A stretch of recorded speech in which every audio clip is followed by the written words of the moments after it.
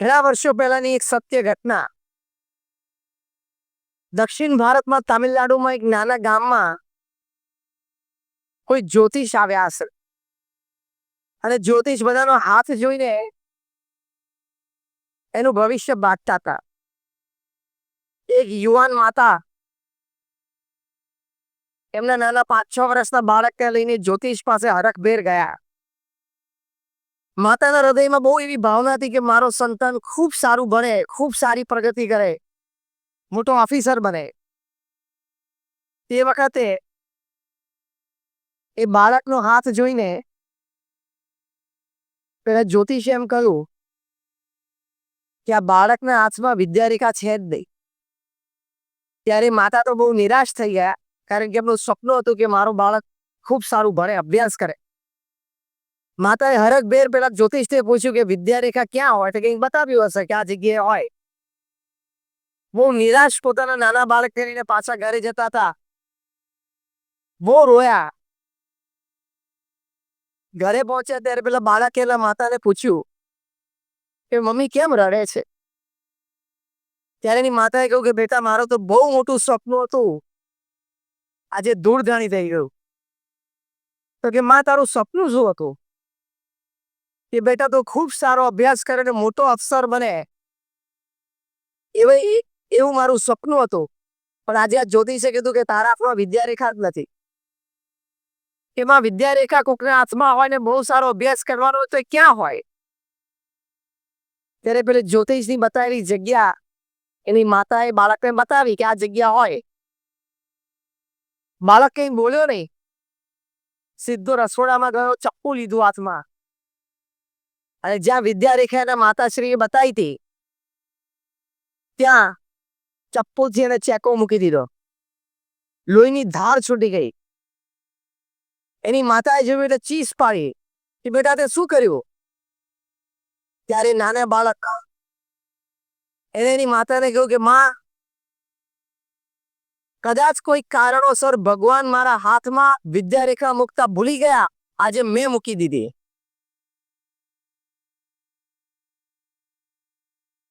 હું ખૂબ સારો અભ્યાસ કરીશ, હું વિલાયત જઈને ભણીશ, એટલું જ નહીં, હું વિલાયત જઈને ભણાવીશ. એ બાળક મોટો થયો, ખૂબ તેજસ્વી, મેરિટ્સના આધારે એને સ્કોલરશિપ મળી. એ ઇંગ્લેન્ડ જઈને અભ્યાસ કર્યો એમણે ઓક્સફર્ડ યુનિવર્સિટીમાં. ત્યાં જ પોતે ફેકલ્ટી, એક વિઝિટિંગ ફેકલ્ટી તરીકે પોતે જતા. ગાંધીજી સાથે એમણે ભારતની સ્વાતંત્ર્ય લડતમાં પણ ઝુકાવ્યું અને આગળ ઉપર ભારતના રાષ્ટ્રપતિ પણ બન્યા. I am talking of doctor Sarvepalli Radhakrishna.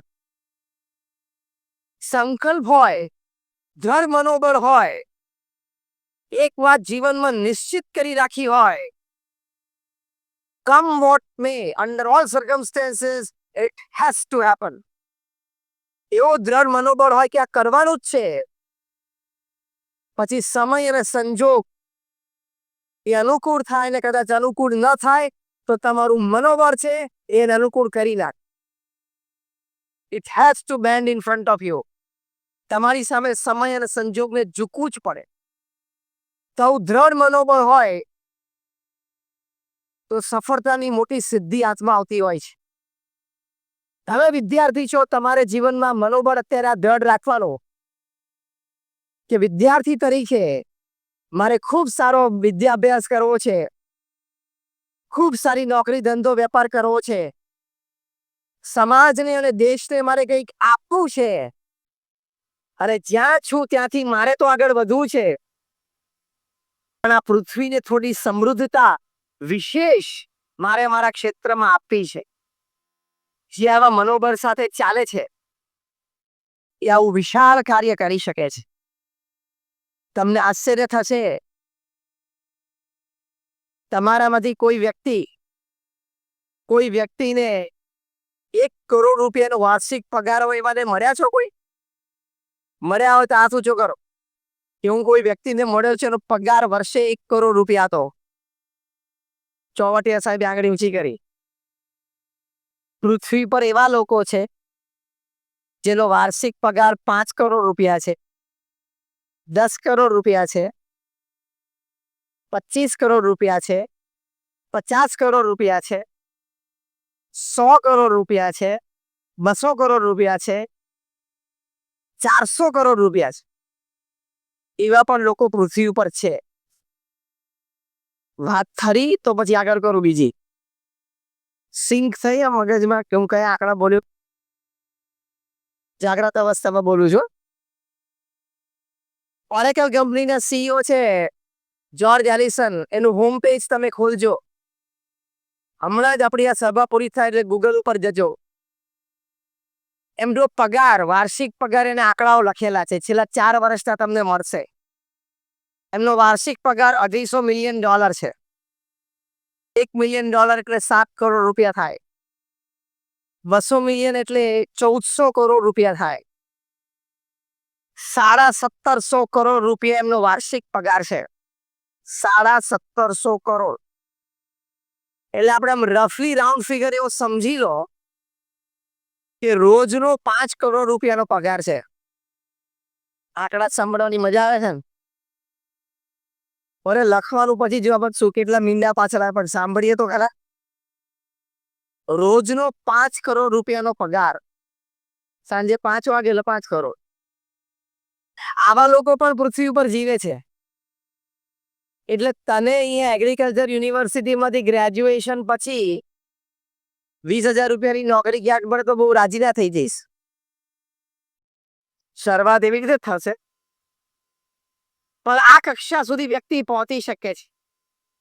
George Allison નાના હતા ત્યારે પ્રાઇમરી એજ્યુકેશન એમણે ગવર્મેન્ટ સ્કૂલમાં કરેલું. 7મા ધોરણમાં એ પાસ ઉત્તીર્ણ થયા ત્યારે એમને રાજી થઈને એમના માતા પિતાએ ચંપલની એક જોડ લાવી આપી.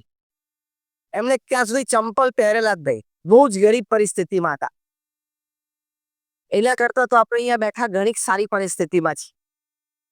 તો પુરુષાર્થ કરવો દ્રઢ મનોબળ સાથે એ સફળતાનું બહુ જ મોટું રહસ્ય છે. બીજી વાત આ છે કે કોઈ દિવસ પુરુષાર્થથી પાછા ના પડવું. ખચકાટ ન થવો જોઈએ, શરમ ના આવવી જોઈએ અને આળસ તો ક્યારેય ના આવવી જોઈએ. કમ વોટ મે. સવારે ઉઠી એટલે આપણી પાસે 8-10 કલાકના પુરુષાર્થની તૈયારી રાખવાની છે. The heights attained and kept by great personalities were not achieved by sudden flight, but they, while their companions slept, were toiling upwards at night. કે મહાપુરુષોએ જીવનમાં મોટી સફળતાઓ મેળવી છે ને એ રાતોરાત એમને એ કક્ષાએ ત્યાં કોઈ ઉડાન મળી ગયું, ફ્લાઇટ મળી ગઈ ને ત્યાં પહોંચી ગયા એવું નથી. પણ જ્યારે એમના બધા સાથી મિત્રો ચેનની નિંદ્રામાં રાત્રે સૂતા હતા ને ત્યારે રાત્રે ઉઠીને અને મોડી રાત સુધી ઘણી વખત સવારે એમણે પુરુષાર્થ કર્યો છે અને ત્યારે આ કક્ષાએ પહોંચ્યા છે. પ્રચંડ પુરુષાર્થ એ મનુષ્યનું ગૌરવ છે. આપણા માનનીય પ્રધાનમંત્રી શ્રી હતા ઇન્દિરા ગાંધીજી એ ઘણી વખત કહેતા કે પ્રચંડ પુરુષાર્થનો કોઈ વિકલ્પ નથી. there is no alternate to hard work. જો દિવસમાં 8 કલાક આપણે કામ ના કરીએ ને તો આપણને સૂવાનો અને ખાવાનો અધિકાર જ નથી. તમે વિદ્યાર્થીઓ તરીકે વેકેશનમાં હો, પરીક્ષા પૂરી થઈને તમે રાજી થાવ, ખાઈ સમય 2 મહિના નિરાત. એ એટીટ્યુડ જ તમારો ખોટો છે. બીજે દિવસે સવારે પણ વહેલા 5 વાગે ઉઠીને જે કંઈ તમારું વ્યાયામ હોય કે વાંચન હોય કરવું જ જોઈએ. જો પ્રમુખ સ્વામી મહારાજ એમના જીવનમાં કેટલો પ્રચંડ પુરુષાર્થ કર્યો. તમે રતન ટાટા કે મુકેશ અંબાણીનું જીવન જેવો કેટલો પ્રચંડ પુરુષાર્થ છે. તમે વિરાટ કોહલી કે રોહિત શર્માની વાત સાંભળો કેટલો પ્રચંડ પુરુષાર્થ છે. તમે અમિતાભ બચ્ચન કે શાહરૂખ ખાનની વાત કરો કેટલો પ્રચંડ પુરુષાર્થ છે. આ કક્ષાએ એમને રહેવાતું જ નથી. આપણને ભૂલથી પણ આવી કક્ષાએ રાજી થઈને મૂકી દે ને તોય 12 થી 16 કલાકના પુરુષાર્થ વગર તમે ખુરશી ઉપર બેસી પણ ના શકો. આ કક્ષાની ખુરશી છે ને 15 કલાકનો પુરુષાર્થ માંગે. બધા વડીલો આગળ બેઠા છે, વાત સાચી કે ખોટી? યસ ઓર નો? આવો તો આંગળી ઊંચી કરો વડીલો એટલે ખબર પડે. શું પાછળ બધા વિદ્યાર્થીઓને પ્રેરણા મળે ને. આ કક્ષાએ પ્રચંડ પુરુષાર્થ માગી લે. 70 વર્ષની ઉંમરે 18 કલાક કામ કરવાની તૈયારી હોય ને ત્યારે ભારત દેશ ચાલે. અરે ત્યારે નિર્ણય આવે જે આજે નિર્ણય થયો હોય.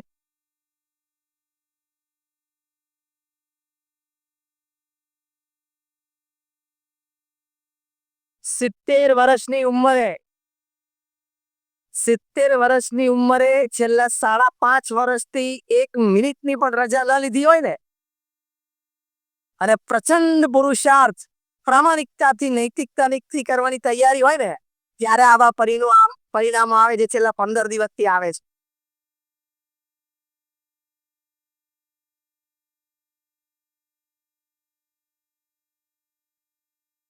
એટલે આવા આદર્શો આપણી સામે છે. પ્રમુખ સ્વામી મહારાજ તો એક સંત હતા. એ કદાચ ખાલી મંચ ઉપરથી પ્રવચન કે કથા કરે તો લોકો એમના આશીર્વાદ લેવા આવવાના જ હતા. પણ એમણે નક્કી કર્યું કે મારે એક એક વ્યક્તિને મળીને એનું જીવન સુધારવું છે. પૃથ્વી પર ત્યાગાશ્રમ માટે એટલે કે સંન્યાસીઓ માટે આટલો પ્રચંડ પુરુષાર્થનો દાખલો બેસાડનાર પ્રથમ કોઈ વ્યક્તિ હોય તો એ પ્રમુખ સ્વામી મહારાજ હતા. Unbelievable hard work. એમના જીવનકાળ દરમિયાન પ્રમુખ સ્વામી મહારાજ દુનિયાના 60 દેશોમાં 18,000 ગામડાઓમાં જાતે ગયા છે. જાહેર જીવન જીવનાર કોઈ વ્યક્તિને તમે પૂછજો તો ખરા કે 18,000 ગામડાઓમાં જવું એટલે શું? લોકો પ્રમુખ સ્વામી મહારાજને પોતાના વ્યક્તિગત પારિવારિક પ્રશ્નો માટે પત્રો લખતા. એવા 7.5 લાખ પત્રો પ્રમુખ સ્વામી મહારાજે વાંચ્યા અને એનો ઉત્તર આપ્યો. At an unbelievable average of reading and answering more than 70 letters a day without a Sunday for 45 years.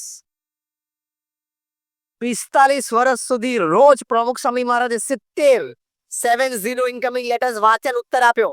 અને આ બધામાં જે તે વ્યક્તિએ પોતાના જીવનના વ્યક્તિગત પારિવારિક સામાજિક વ્યવસાયિક જીવનના જટિલ પ્રશ્નો લખ્યા હોય એનો ઉત્તર આપ્યો. રોજ 3 ટાઈમ 150 એમ 500 વ્યક્તિઓને વ્યક્તિગત મુલાકાત આપીને પ્રશ્નો સાંભળતા એનો ઉત્તર આપતા. આજે લાખો લોકો સમાજમાં એવા છે કે જે લોકોએ પોતાના આવા પ્રશ્નો પ્રમુખ સ્વામી મહારાજ પાસે રજૂ કર્યા. પ્રમુખ સ્વામી મહારાજે ઉત્તર આપ્યો, સમાધાન કરી આપ્યું અને એ સમાધાન પ્રમાણે એને કર્યું અને દુખી હોય એવો તમને એક પણ વ્યક્તિ સમાજમાં નહીં મળે. બહુ જવાબદારીપૂર્વક એમણે આ બીએપીએસ સ્વામિનારાયણ સંપ્રદાય એની તમામ પ્રવૃત્તિઓ સમાજમાં પ્રસરાવી. વ્યક્તિગત ઘર, ઓફિસ, ફેક્ટરી કે દુકાનોમાં ઉદ્ઘાટન કે અન્ય કોઈ પ્રસંગે પ્રમુખ સ્વામી મહારાજને આમંત્રિત કરતા એવા 3.5 લાખ સ્થાનોએ પ્રમુખ સ્વામી મહારાજ જાતે ગયા છે. જ્યારે એમની ઉંમર 65, 68, 70, 72 હતી એ વખતે તો અમે એમની સાથે ફરેલા છીએ. રાત્રે 11 વાગે, 11:30 વાગે ને 12 વાગે 70, 72 અને 75 વર્ષની ઉંમરે અમે પ્રમુખ સ્વામી મહારાજને આદિવાસીઓને ઝૂંપડામાં બેસીને એ લોકોને સંસ્કૃત કરતા નજરે જોયા છે. What an effort! What a hard work! ત્યારે આ સંસ્થા આટલી મોટી વિશ્વવ્યાપી બની છે. અમારા જેવા 1100 સંતોને દીક્ષા આપી. આમાંથી 750 થી પણ વધારે સંતો graduates, post graduates, chartered accountants, doctors, engineers છે. આ પહેલા બેઠા છે ને સારંગ કીર્તન સ્વામી છે. એ તમને બેઠા છે તો બહુ આમ સિમ્પલ લાગે છે. He is a Born American citizen. જન્મજાત અમેરિકામાં અમેરિકન સિટીઝન છે. જન્મ્યા પછી 20 વર્ષે પહેલી વાર ઇન્ડિયા આવેલા છે. હ્યુસ્ટનમાં ત્યાં રહીને એમને મેનેજમેન્ટમાં ગ્રેજ્યુએશન પૂરું કર્યું છે અને પ્રમુખ સ્વામી મહારાજના હાથે એમને દીક્ષા લીધી છે. આ સુરદય સ્વામી છે. એમણે નડિયાદમાં DDIT Dharamsinh Desai institute of ટેકનોલોજીમાંથી બીટેક કરેલું છે. IT એન્જિનિયર થયેલા છે. અને તમારા અહીંયા જુનાગઢ શહેર અને આ પંથકના અમારી સંસ્થાના કોઠારી સ્વામી ધર્મ વિનય સ્વામી એ પોતે પણ ડિપ્લોમા એન્જિનિયર થયેલા છે.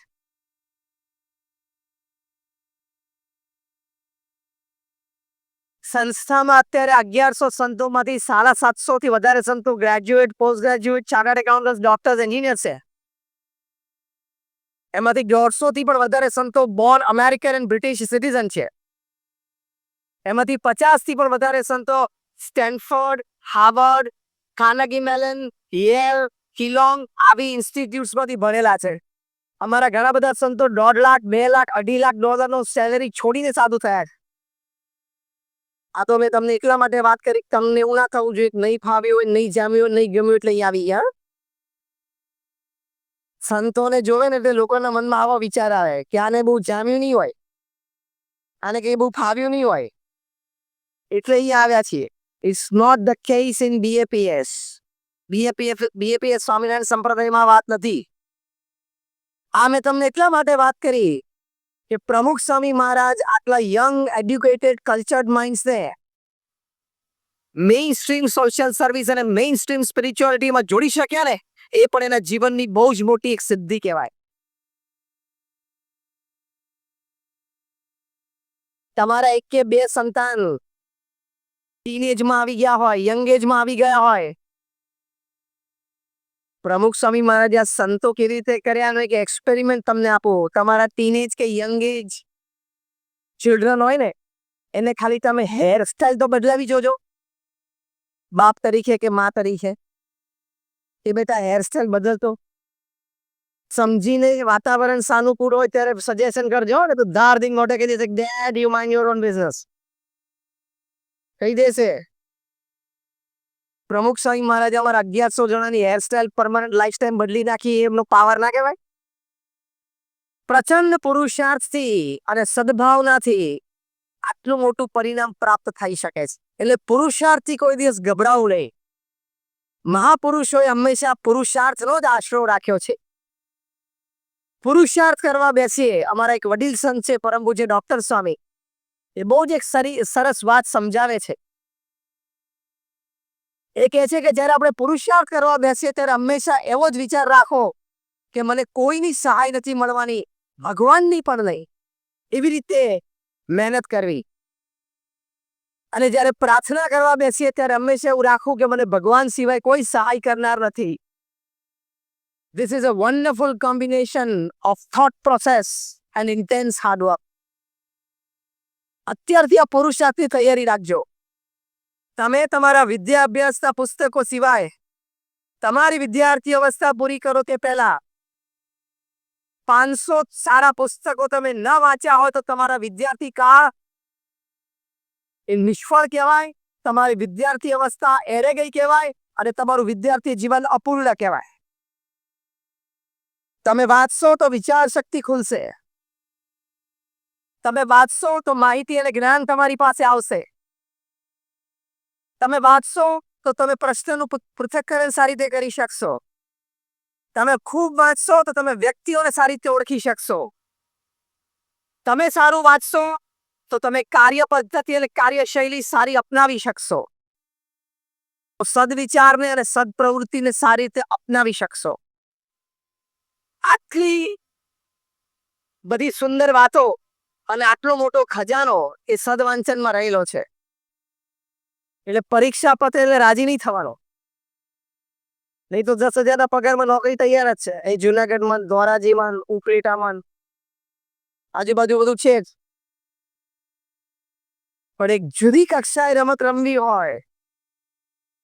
હમણાં જ તમે 5, 7, 10 દિવસ પહેલા જ ભારતના ક્રિકેટ કેપ્ટન વિરાટ કોહલીનો ઇન્ટરવ્યુ ટાઈમ્સ ઓફ ઇન્ડિયામાં આવ્યો હતો, તમે કદાચ વાંચ્યો હશે. એમને સિદ્ધિનું રહસ્ય પૂછ્યું. બહુ જ અદ્ભુત વાક્ય બોલ્યા કે perhaps I had the more ability to work harder than my colleagues. Simple. મારા સાથી મિત્રો કરતા મારે વધારે પુરુષાર્થ કરવાની સાહજિક આદત અને કળા હતી એટલે હું અહીંયા છું. સચિન તેંડુલકર તો કેટલા ગોડ ગિફ્ટેડ ક્રિકેટર કહેવાય.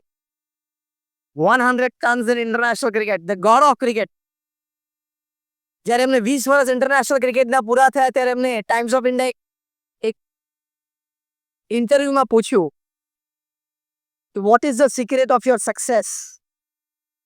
ત્યારે સચિન બોલ્યા કે રોજ સવારે 6 વાગે હું નેટ ઉપર પહોંચી જાઉં, 500 ડિલિવરી હું ફેસ કરું અને પછી જ બીજું કોઈ કાર્ય હાથમાં લઉં. પત્રકાર બહુ હોશિયાર હતા. આ જ ઉત્તરમાંથી બીજો પ્રશ્ન હું શોધી કાઢ્યો કે આગલા દિવસે તમે સેન્ચુરી કે ડબલ સેન્ચુરી કરી હોય તો સચિન બોલ્યા કે આગલા દિવસે મેં સેન્ચુરી કે ડબલ સેન્ચુરી કરી હોય ને હું ખૂબ સારા ફોર્મમાં હોઉં તો પણ બીજે દિવસે સવારે 6 વાગે નેટ ઉપર પહોંચીને 500 બોલ ફેસ કરવાના જ. પત્રકારે વધારે જરા ઊંડાણપૂર્વક પ્રશ્ન પૂછ્યો કે તમે આગલા દિવસે સેન્ચુરી કરી હોય, તમને ખબર હોય કે બધા જ મીડિયામાં તમે છવાઈ ગયા હશો, તો કયા ન્યૂઝપેપરમાં તમારો કયો પોસ્ટ છપાણો છે, કેપ્શન શું લખાણું છે, એ જોવા માટે વાંચવા માટે તમારું મન લલચે નથી જતું? ત્યારે સચિને ખૂબ સુંદર ઉત્તર આપ્યો કે સિદ્ધિઓને ગણવામાં જો મન લલચાઈ જાય અને પછી એ પુરુષાર્થને અટકાવે તો આગળ ઉપર પરફોર્મન્સમાં ઘણો બધો પ્રશ્ન આવી જાય. એ 6 થી 9 સવારે એને યાદ જ નહીં કરવાનો. 9 વાગે જ મીડિયા ઓપન કરવાનો. 9 વાગ્યા પહેલા મીડિયા ઓપન કરવાનું જ નહીં. અને આપણે કશું જ આવું કંઈ છે નહીં તોય સવારના પોરમાં 6 વાગે ઉઠે, 7 વાગે ઉઠે, પથારીમાંથી બહાર આવે પહેલા મોબાઈલ હાથમાં લે, ડેટા ચાલુ કરે ને વોટ્સએપ ચાલુ કરે. નવરો ધૂપ જેવો છો એક તો, તારે કઈ કામ છે નહીં. અને પછી રાજી થાય 60 ચેટ્સ, 90 મેસેજીસ, પણ એમાં 90% તો બધા ગુડ મોર્નિંગના ફૂલડા જ હોય છે. કારણ કે તને ઓળખે છે કોણ કે સારો મેસેજ મોકલે, કામનો કંઈક મેસેજ મોકલે, અને એમાંથી ગુડ મોર્નિંગનું ફૂલડું તને પાછું ગમી જાય એટલે તું તારા ગ્રુપમાં ફોરવર્ડ કર. એટલે જુનાગઢથી અમદાવાદ થઈને, મુંબઈ થઈને, દિલ્હી થઈને, લંડન થઈને પાછું ત્રીજા દિવસે તારી ઉપર આવે એનું એ જ ફૂલડું હોય, પણ બપોરે આમ કોઈક નવરો હોય એટલે એકાદું પાંદડું ક્રોપ ચોપ કરી 9 જવા દે એટલે પાછું તું 9 જવા દે. નવરાશ તો કોઈ પાર છે? પાછો રાત્રે 11, 11:30, 12, 12:30 સુધી પાછો મોબાઈલ ઉપર બેઠો હોય. પાછો આમ જોવે કઈ છે, સુધી વખતે પાછું એક વાર ચાલુ કરી લે કઈક છે કે તું સેલિબ્રિટી છું, તું કઈ સેલિબ્રિટી છું. અને નોર્મલ ના હોય ને એટલે ઇન્ક્યુબેશનમાં રાખે, એને ઓક્સિજન મળે. એમ અત્યારે તમે બધા વિદ્યાર્થીઓ છો ને ઇન્ક્યુબેશનમાં છો, પૈસા જોતા હોય એટલે પપ્પાને મમ્મીને ફોન કરો ને પછી ટ્રાન્સફર કરીને પૈસા મળી જાય. પણ તમે 12 સ્ટેપ આઉટ તો થાવ. 15,000 રૂપિયાની મહિને માસિક નોકરી માટે તમને ફી આવી જશે. સહેલું નથી બાર. અને જો તાકાતવાળી ડિગ્રી મેળવશો ને, IIM માંથી ગ્રેજ્યુએટ થાય છે છોકરાઓ. કેન્ટીનમાં બેઠો હોય લાસ્ટ સેમિસ્ટર હોય ત્યારે ગૂગલ અને માઇક્રોસોફ્ટ જેવી MNCs IIM આવે, એનો સિનિયર એક્ઝિક્યુટિવ એના એ સ્ટુડન્ટ સાથે, વિદ્યાર્થી સાથે વાત કરે અને એમ સર બોલે, સર સર, અને પેલો પગ ઉપર પગ ચડાવીને સમોસા ને ચા પીતો હોય. એટલે કે સર તમારી અમારી સાથે ગૂગલમાં કામ કરશો, માઇક્રોસોફ્ટમાં કામ કરશો? કારણ કે the foundation of the major American MNCs is Indian IIT and Indian IIM. Microsoft અને નાસામાં 27% પ્રેઝન્સ ઇન્ડિયન્સની છે. એટલી તાકાતવાર આપણી IIT અને IIM છે.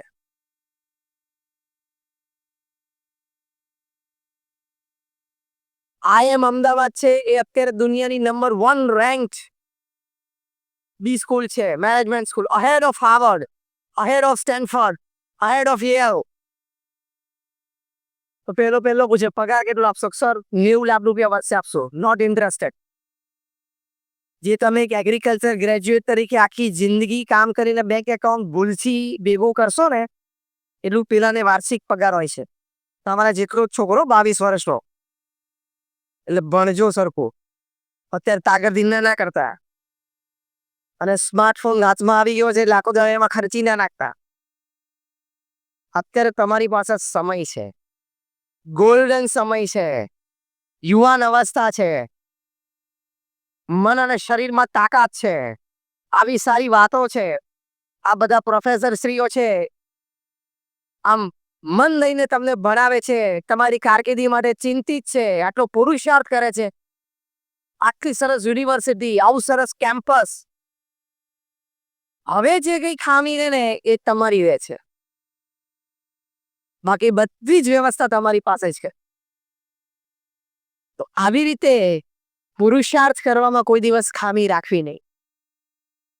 ત્રીજી એક વાત છે સફળતા માટે, જ્યાં હો તમે ત્યાં આંખ ખુલ્લી રાખવી, કાન સરવા રાખવા, બુદ્ધિ સતેજ રાખી. કોક વાત, કોક નાનો વિચાર ક્યાંકથી પ્રાપ્ત થઈ જશે,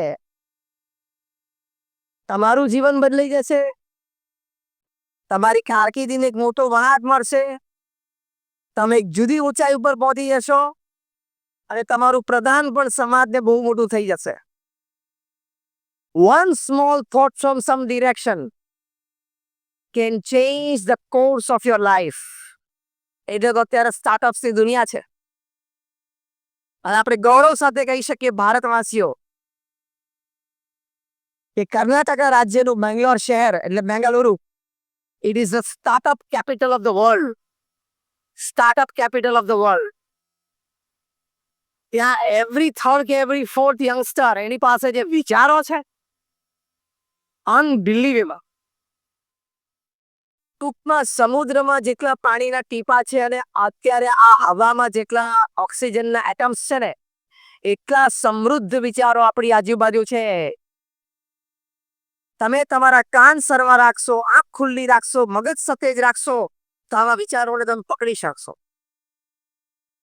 એકવાર એક યુવાન બસ સ્ટેન્ડ ઉપર ઉભો હતો, સેકન્ડ યર કમ્પ્યુટર એન્જિનિયરિંગમાં ભણતો હતો અને ત્યાં બસની રાહ જોતો તો એમને કોલેજ જવું હતું. ત્યાં કોઈ યુવાન માતા એના નાના 3-4 વર્ષના બાળકને સ્કૂટી ઉપર લઈને આવ્યા. એ નાના બાળકની સ્કૂલ બસ પણ ત્યાંથી જ ઉપડતી હતી, પણ જરા મોડું થયું હશે એટલે જરા રગવાયા હતા, ઉતાવળા થતા હતા.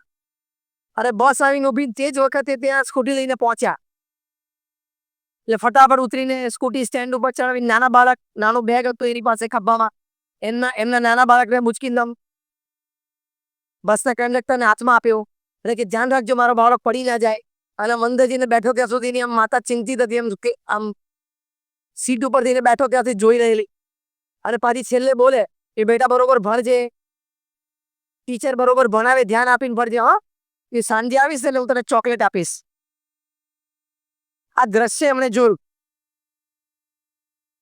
એને વિચાર આવ્યો આ છોકરાને, સેકન્ડ યર એન્જિનિયરિંગમાં ભણતો હતો, can I help this situation?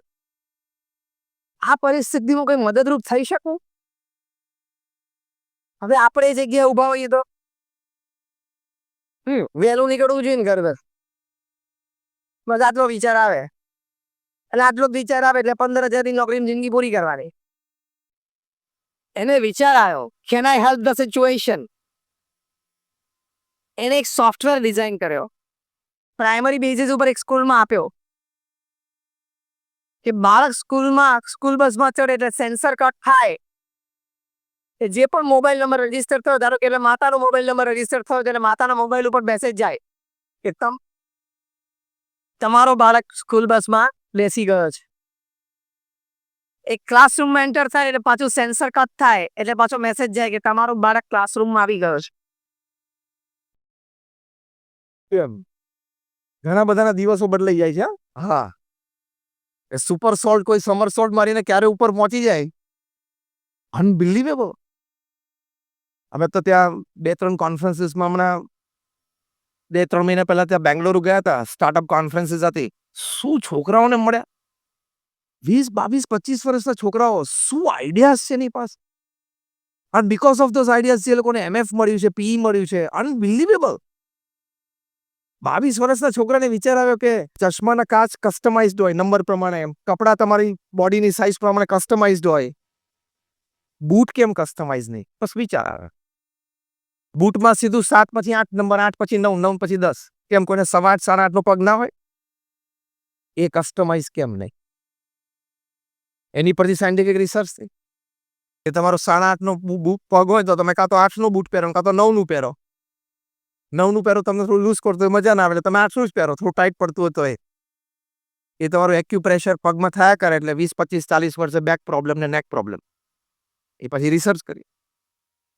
You would be surprised to know that this idea, this research got $200 million of mutual fund. $200 million. આ આઈડિયા જનરેટ કરનાર એક સામાન્ય ચપરાસીનો છોકરો છે.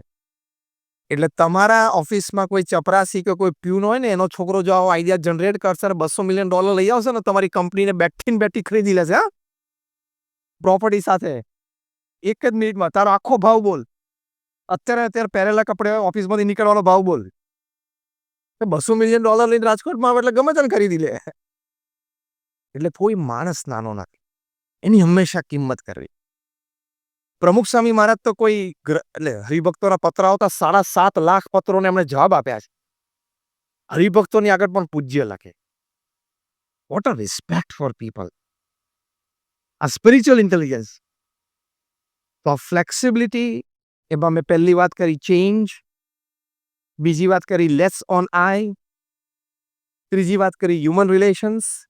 આ બધું ફ્લેક્સિબિલિટીમાં આવે. બીજો સરસ સદગુણ સ્પિરિચ્યુઅલ ઇન્ટેલિજન્સમાં બતાવે છે સેલ્ફ અવેરનેસ, અત્યંત સ્વજાગૃતિ. હું ક્યાં છું, શું બોલું છું, શું જોઉં છું, મારી આસપાસ કોણ લોકો છે, મારે આ કરાય ન કરાય, એની અત્યંત જાગૃતિ. પ્રમુખ સ્વામી મહારાજની શ્રદ્ધાંજલિ સભામાં ગાંધીનગરના 2016માં એક બહુ જ ગુજરાતના આગેવાન પ્રતિષ્ઠિત વ્યક્તિ એમને સરસ પોતાનું ઓબ્ઝર્વેશન કહેલું કે પ્રમુખ સ્વામી મહારાજ તો 80 વર્ષનું જાહેર જીવન જીવ્યા, 8 decades of public life. એમાં 40 વર્ષથી તો હું એમને ખૂબ સારી રીતે ઓળખું છું, પરિચયમાં છું અને અનેક પ્રસંગે સાથે રહ્યો છું. પ્રમુખ સ્વામી મહારાજે રાજ્ય કક્ષાના, રાષ્ટ્ર કક્ષાના, આંતરરાષ્ટ્રીય કક્ષાના નાના મોટા પ્રશ્નો એમાં પોતાના અભિપ્રાયો વ્યક્ત કર્યા છે. ક્યારે એક પણ અભિપ્રાય માટે અથવા તો અભિપ્રાય વ્યક્ત કર્યો એમાં એક પણ શબ્દ માટે પ્રમુખ સ્વામી મહારાજ ક્યારેય કોઈ વિવાદમાં નથી આ. નો કોન્ટ્રોવર્સી. આ શું કહેવાય? સ્વજાગૃતિ, અત્યંત સેલ્ફ અવેરનેસ. ગમે તે પ્રસંગમાં હોય પણ એ સ્વજાગૃતિ. તમે થોડા વર્ષ પહેલા વિડીયો એક જોયો હશે કે એક જગ્યાએ આપણા માનનીય પ્રધાનમંત્રી શ્રી નરેન્દ્રભાઈ મોદી કાર્યક્રમમાં હતા અને ત્યાં પછી એક ઉદ્ઘાટન હતું, કંઈક I think tree plantation program હતો. પછી એમના હેલ્પે એમને હાથમાં ટિશ્યુ પેપર આપ્યો એટલે એમને હાથ લૂછ્યા. એ વાર આમ નજર કરી કે આજુબાજુ કોઈ જગ્યાએ ડસ્ટબિન નથી, એમને સીધો ખિસ્સામાં મૂકી દીધો. આ સ્વજાગૃતિ કહેવાય, અત્યંત સેલ્ફ અવેર. લે, મને ખબર નહોતી, આવું બોલાય જ નહીં. કોઈ પણ વાક્ય લેથી શરૂ થાય ને એમાં કંઈ લેવાનું હોય જ નહીં. લે, મને કંઈ ખબર નહોતી, લે એવો છે, લે હું આવું બોલ્યો તો. તું લેથી શરૂ કર ને વાક્ય, એટલે તારામાં કંઈ લેવાનું છે જ નહીં અને તને કંઈ દેવાનું નથી. You should be confident what you're talking, what you're meeting people, how you're expressing people around you. એની માટે તમે અત્યંત સ્વજાગૃત હોવા જોઈએ. કેનેડાની પાર્લામેન્ટમાં 300-350 પાર્લામેન્ટ્સમાં એનાઉન્સમેન્ટ થયું કે આપણે બધાને વિનંતી કરીએ છીએ કે દરેક સાંસદ પોતાના સ્થાને ઊભા થાય અને પ્રમુખ સ્વામી મહારાજનું બહુમાન કરે. સ્ટેન્ડિંગ ઓવેશન થયું. કેનેડાની ધરતી ઉપર ત્યાંની પાર્લામેન્ટમાં 350 પાર્લામેન્ટેરિયન્સ ઊભા થાય તમારા સન્માન માટે. એ વખતે સેલ્ફ અવેરનેસ બહુ અઘરી છે. તમે અહમમાં આવી જાઓ, એ પ્રવાહમાં તણાઈ જાઓ અને માન સન્માનના સ્વાદમાં તમે ગરકાવ થઈ જાઓ. પ્રમુખ સ્વામી અત્યંત સ્ટેબલ. બાજુમાં બેઠેલા સંતને કીધું તું ઊભો થા, એટલે કે તમે ઊભા થાઓ. પેલા કહ્યું કે સ્વામી એ તો તમારું નામ બોલાડું છે. સ્વામી કે તારા હાથમાં ઠાકોરજીની મૂર્તિ છે, ત્યાં મૂર્તિ છે ને ઠાકોરજીની મૂર્તિ છે, ભગવાનનું સન્માન છે, એમના લીધે આપણને બોલાવે છે, આપણું નથી. આ કોન્શિયસ રહેવું એ વખતે. અગેન ઇન વન લાઈન, કેનેડાની પાર્લામેન્ટમાં 350 એમપીસ તમારી સામે તમારા સન્માન માટે ઊભા થયા હોય અને પછી તમારી નામની જાહેરાત થાય, એ વખતે તમને આ કોન્શિયસનેસ આવી, પોસિબલ જ નથી. અત્યંત સ્વજાગૃતિ. તમને અત્યારે બોલિવૂડના 5 નામ પૂછ્યું એટલે તમે મને 10 આપશો. હું નાના જ આંકડો બોલું છું, તમે વધારે આપશો, પણ સામાન્ય દ્રષ્ટાંત આપું છું. હું તમને 5 ક્રિકેટરના નામ પૂછું એટલે તમે 25 આપશો. ચલો, એ માહિતીની દ્રષ્ટિએ અથવા જાગૃત નાગરિક તરીકે કંઈ ખોટું. પણ હમણાં પૂછ્યું કે તમારા દીકરા અને દીકરીના 5 મિત્રોના નામ મને આપો, તો તમારામાંથી 90% ફેલ થશે. Am I right? Tell me yes or no. હાથ ઊંચો કરો એટલે મને ખબર પડે. બધા હાથ ઊંચો કર્યો. તમે પેલું ન જાણો એવું નથી કહેતો. માહિતીના ભાગરૂપે, એક જાગૃત નાગરિકના ભાગરૂપે સમાજમાં શું ચાલી રહ્યું છે જાણવા માટે કરવું જોઈએ. પણ તમારા સંતાનો માટે તમે કેમ જાગૃત નથી, સેલ્ફ અવેર કેમ નથી? એટલે તમારી વ્યવહારિક બુદ્ધિ છે પણ આધ્યાત્મિક બુદ્ધિ નથી. એ તો ફેમિલી કમ્સ ફર્સ્ટ. અમારા મંદિરમાં એક આવ્યા હતા, એક ભાઈ અને એના નાના દીકરાને લઈને. આમ તો 12-13 વર્ષનો હતો, અર્લી ટીનમાં હતો.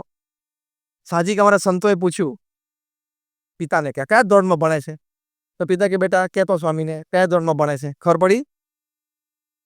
પિતાને ખબર જ નહોતી કયા ધોરણમાં ભણે. પછી મને સંતે પૂછ્યું કે કેટલા સબ્જેક્ટ ભણે છે, કેટલા વિષયો છે? એટલે કારણ કે સંતને ખબર પડી ગઈ એટલે સેકન્ડ ક્વેશ્ચન, કેટલા સબ્જેક્ટ ભણે? સ્વામી ઘણા બધા સબ્જેક્ટ ભણે છે. દિવાળી પર પછી બીજી ટેક્સ્ટ બુક લાવી આપે છે. અરે એ તો ફાડી નાખે છે ને એટલે તું લઈ આવે છે. એમ જ દિવાળી પર સબ્જેક્ટ બદલી ના જતા હોય ધોરણમાં. જાગૃતિ નથી.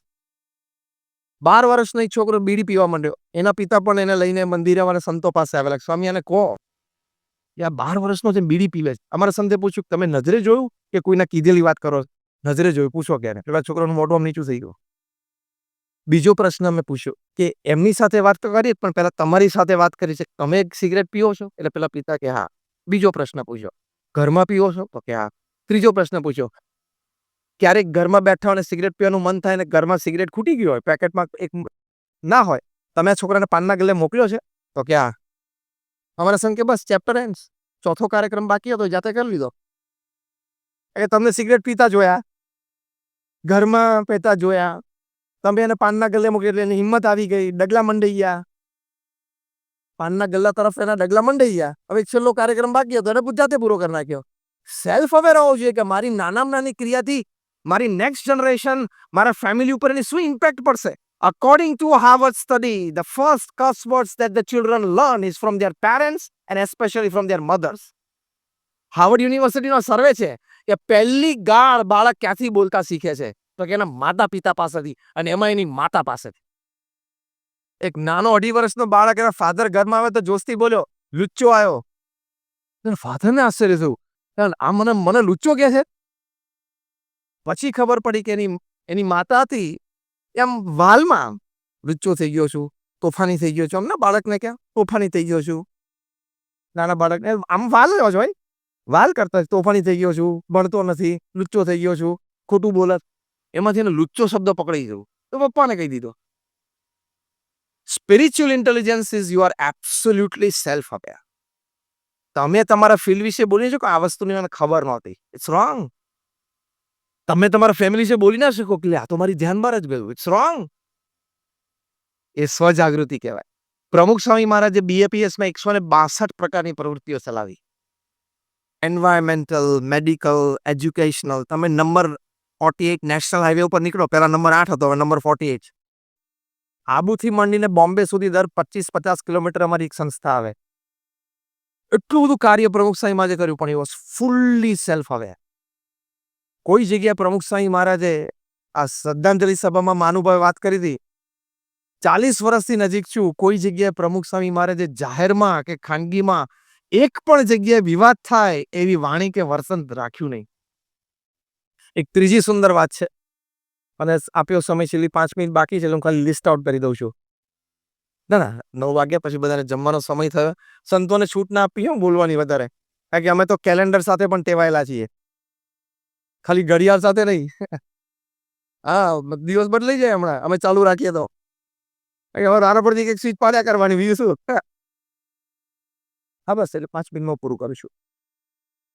તો ત્રીજો સરસ સદગુણ, કોક વખત ફરી વખત મળશું ત્યારે હું એને પણ એલાબોરેટ કરીશ, પણ તેનું ખાલી લિસ્ટ આઉટ કરી જાઉં છું. ત્રીજો મોટો સદગુણ છે an ability to face and use the suffering. જીવનમાં દુઃખ આવે ને એનો સામનો પણ કરી શકે અને દુઃખનો ઉપયોગ પણ કરી શકે. પોતાના ઓર્ગેનાઇઝેશનને ગ્રો કરવામાં, વ્યક્તિત્વ ગ્રો કરવામાં. દુઃખ આવે તો દુઃખ માની ના લે, સામનો પણ કરે અને દુઃખનો ઉપયોગ કરે. આપણા કન્ટ્રીમાં જે ટોપ વ્યક્તિ છે ને એની પાસે આ નેક છે. એને કોઈ ગાળ દે ને ગાળને પણ એ વોટ બેંકમાં આમ બદલી નાખે છે. એ નેક જોઈએ.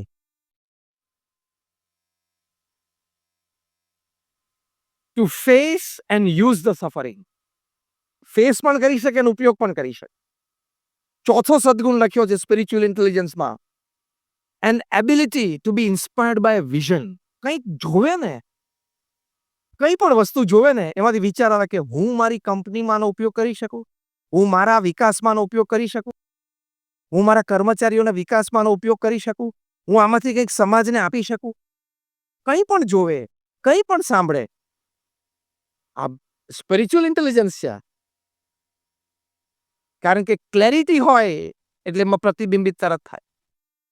2008ની સાલમાં પેરિસમાં એક હોટલમાં બે મિત્રો ભેગા થયા. આ સત્ય ઘટના હું તમને કહું છું. એક મિત્ર અમેરિકાથી આવેલો, એક મિત્ર ત્યાં પેરિસ હતો. 5 દિવસ અને વર્કિંગ વીક હતું.